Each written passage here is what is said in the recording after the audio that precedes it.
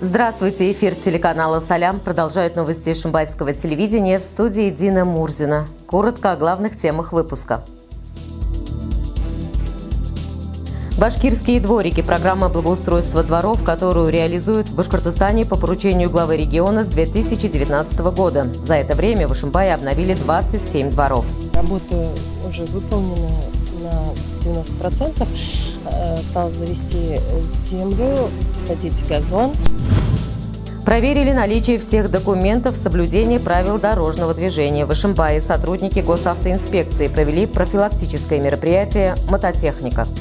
Уважаемые участники дорожного движения, не забывайте, что мототранспорт – одно из самых неустойчивых и незащищенных транспортных средств. Сезон овощей и фруктов в разгаре. Тем, кто не обзавелся своей дачей, приходится выбирать фрукты и овощи на рынке. Как же ведется контроль за качеством вкусной и полезной продукции? Продукты исследуются на нитраты, на содержание каких-то пестицидов. Башкирские дворики – программа благоустройства дворов, которую реализуют в Башкортостане по поручению главы региона с 2019 года. За это время в Ишимбае обновили 27 дворов. В них установили современные детские площадки, заменили асфальт и бордюрный камень, скамейки и опоры уличных фонарей. В этом году на благоустройство двух ишимбайских дворов по улицам Машиностроителей и Геологической выделено более 40 миллионов рублей. Далее продолжение темы. Ишимбай с каждым годом преображается. В этом году на благоустройство двух дворов по улице Машиностроителей и Геологической в рамках программы «Башкирские дворики» было выделено более 40 миллионов рублей. Работа уже выполнена на 90%. Стал завести землю, посадить газон. Детское оборудование тоже установили. 94% средств выделяет правительство Республики Башкортостан, 5% администрация Ишимбайского района и города Ишимбая. И оставшуюся сумму выделяют жители. В программе «Башкирские дворики» во дворах заменили асфальт и бордюрный камень, скамейки и опоры уличных фонарей. Для детей установили площадки и песочницы, где они с удовольствием играют. Список домов определили управдомы и представители администрации 5 лет назад. Решение принимается комиссионно, то есть выезжает комиссия, в этой комиссии входит в состав сотрудники администрации города, администрации муниципального района. Также туда входят в комиссию депутаты городского совета и непосредственно сами жители, старшие по домам жители. Работы по благоустройству дворов по улице Машиностроителей и Геологической планируется завершить до сентября. А цветы и кустарники будут сажать сотрудники управляющей компании вместе с жителями. Ведь создание красоты на придомовой территории – это общее дело. Мы очень рады этому. Очень хорошо, потому что двор преображается. Очень ждем детскую площадку, потому что у меня двое внуков. Они вот прям в окно выглядывают, когда же ее поставят, чтобы поиграть здесь. Ильмира Шаяхметова, Владислав Сорокин, Ишимбайское телевидение.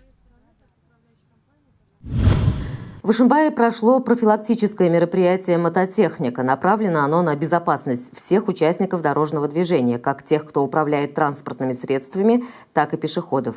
По данным местного отдела ГИБДД, с начала года на мотоциклистов за различные нарушения в городе и районе было составлено более 40 административных протоколов. Подвергают риску себя и других несовершеннолетние ишимбайцы, управляющие мопедами и скутерами без соответствующих на это прав. Госавтоинспекция обращается к подросткам и их родителям. Уважаемые участники дорожного движения, не забывайте, что мототранспорт – одно из самых неустойчивых и незащищенных транспортных средств. Даже незначительные столкновения могут повлечь очень серьезные последствия. В ходе профилактических рейдов главная цель инспекторов – предупредить нарушение правил дорожного движения со стороны водителей мотоциклов, скутеров и мопедов. Наиболее опасные лихачи, управляющие транспортным средством в состоянии алкогольного опьянения.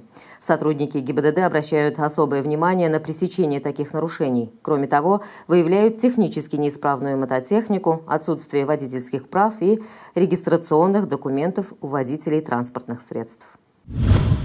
Жители Ишимбая и священнослужители объединяются, чтобы помочь своим землякам, участникам специальной военной операции.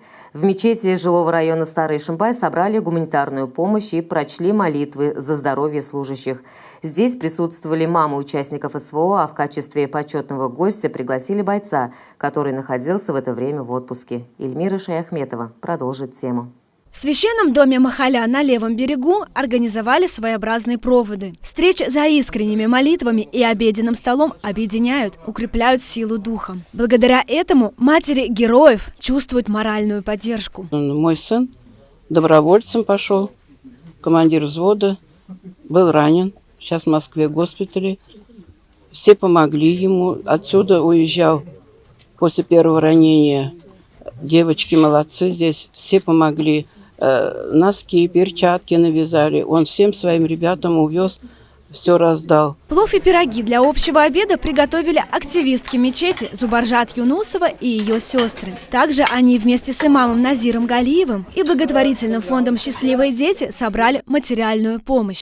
Мы здесь с первых же дней, как начался вот это, начали гуманитарную помощь показать. Первыми начали носки шерстяные вязать. Как солдаты приезжают в отпуску, мы встречаем и с этого мечети их провожаем. И вот сегодня тоже Раиса, в честь его этот плов готовили, молимся, и чтобы он живым здоровым вернулся. Сейчас мы помогаем через мечеть передать уже тоже медикаменты, средства первой необходимости.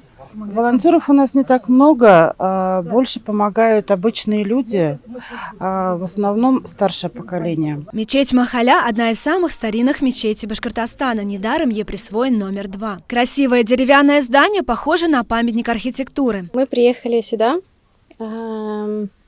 чтобы посетить пятничную хутбу, послушать лекцию, почитать намаз. Ильмира Шаяхметова, Загир Хасанов, Ишимбайское телевидение. Лето – сезон овощей и фруктов. В это время мы стараемся накопить запас витаминов, ну и, конечно, получить максимум вкусовых ощущений от разнообразия ягод и плодов. Свои сады и огороды имеют далеко не все ишимбайцы. Тем, кто не обзавелся своей дачей, приходится выбирать фрукты и овощи на рынке. И здесь не мешало бы знать, как ведется контроль за качеством вкусной и полезной продукции. Выясняла это наш корреспондент Ольга Валитова. Ишимбайский центральный рынок «Шатлык» – основное место, где горожане покупают овощи и фрукты, а проверяют их качество в лаборатории ветеринарно-санитарной экспертизы.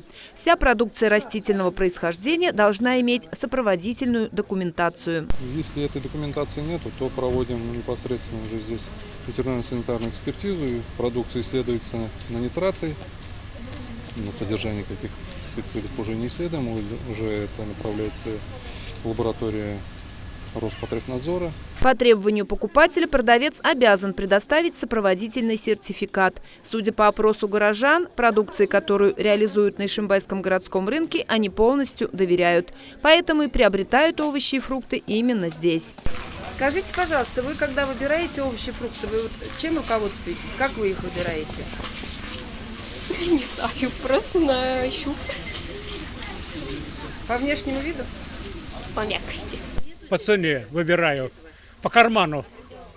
Не было никогда у вас проблем, каких-то отравлений? Нет, что вы, все нормально. Ну, для нас лучше, конечно, когда мы свое вот бабушка продает, вот лучше, конечно, лучше. Ну, а куда деваться? Больше деваться некуда. Детям же, себе-то больно не хочется, а детям все равно надо, внукам. Так что, а так лучше свое, конечно. Как заверили в лаборатории ветеринарно-санитарной экспертизы, при превышении определенных допустимых норм нитратов в овощах или фруктах такую продукцию утилизируют. Все направлено для того, чтобы продукция была безопасная для человека и соответствующего качества. В принципе, в этом году пока превышение нормативных данных не было выявлено, так пока все нормально. Ольга Валитова, Владислав Сорокин, Ишимбайское телевидение. В субботу, 27 июля в 20:30 на канале «Салям» состоится долгожданный финал бизнес-проекта Ишимбайского телевидения под названием «Наставники». 9 активных, амбициозных участников на протяжении всего проекта демонстрировали свои лучшие качества – креативность, предпринимательскую хватку, ораторское мастерство и умение принимать решения. Они прошли серьезный путь от первых идей до защиты своих бизнес-планов перед наставниками. В числе наставников проекта учредитель группы компании «Аргамак Ренат Рамазанов, владелец группы компаний «Живая земля» и учредитель эко-отеля «Туратау» Геннадий Кошелев, председатель Совета ассоциации предпринимателей города Стерлитамака, руководитель коворкинг-центра «Бизнес-контакт» Екатерина Фризен, гендиректор стоматологической клиники «Вита Дент Плюс» в Стерлитамаке Артур Хасанов, сооснователь бренда женской одежды «Ришан» и совладелец швейного производства «Подиум» Ришат Хасанов, коуч, психолог и наставник Елена Моисеева-Уналан. Это мой первый опыт участия в таком телевизионном проекте. И, конечно же, этот опыт, он запомнится. У нас были горячие обсуждения с наставниками, кого же все-таки в итоге выбрать, потому что не всегда это было так просто сделать окончательный выбор.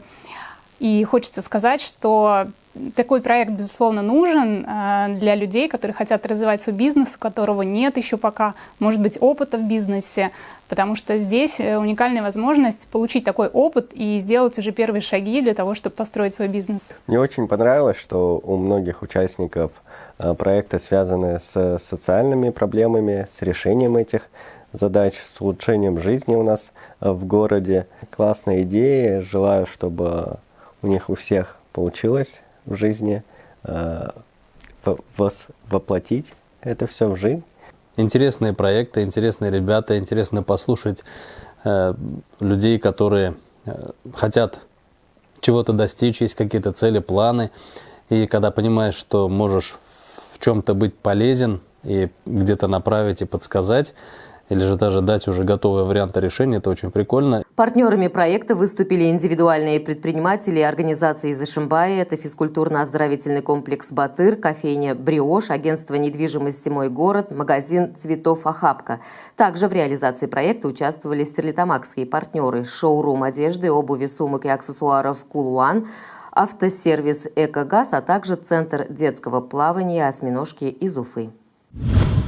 И на этом наш выпуск завершен. Еще больше новостей вы увидите на сайте Ишимбайского телевидения, на Рутуб-канале, а также в социальной сети ВКонтакте. Всего доброго. До свидания.